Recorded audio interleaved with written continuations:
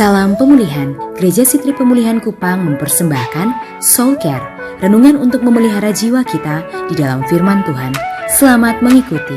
Ketika itulah Engkau menaikkan nyawaku dari dalam liang kubur, ya Tuhan Allahku. Ayat yang ketujuh, ketika jiwaku letih lesu di dalam aku, teringatlah aku kepada Tuhan, dan sampailah doaku kepadamu ke dalam bait-Mu yang kudus.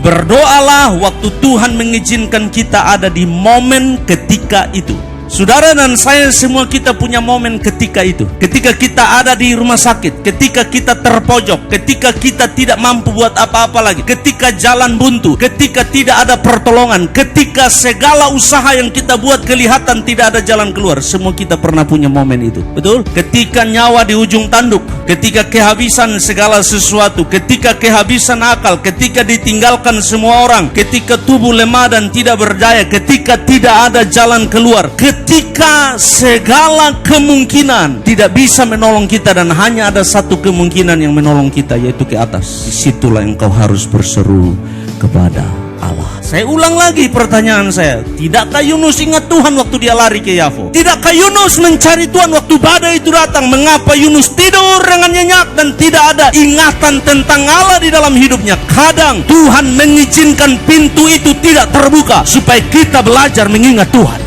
Kadang engkau pakai segala cara dan pintu itu tidak terbuka. Kenapa? Yunus bilang, pintu di belakang saya tidak terbuka. Saya sudah coba segala sesuatu, semua koneksi, semua kemampuan saya pakai tidak mampu menolong saya. Di saat itulah Tuhan sedang menarik perhatian saudara kepada dia. Apa momen ketika itu dari Yunus? Momen ketika itu adalah waktu pintu terpalang di belakangnya untuk selama-lamanya. Dia ada dalam perut ikan, tidak ada jalan keluar, tidak mungkin ada jawaban. Ketika jiwanya letih dan lesu, dia sudah tidak punya semangat lagi untuk berjuang. Dia sudah mulai merasa menyerah dan tidak bisa lagi melanjutkan perjalanan hidupnya. Ketika itulah dia ingat kepada Allah dan dia berseru kepada Allah. Ketika saudara ada di dalam situasi di mana tidak ada jalan keluar, saudara akan ingat momen ketika itu. Semua kita akan punya momen ketika itu yang sudah lewat, atau di depan kita ada masih banyak momen ketika itu. Ingat, apapun momen itu datang dan bawa di hidupmu, jangan pernah lupa berseru kepada Allah.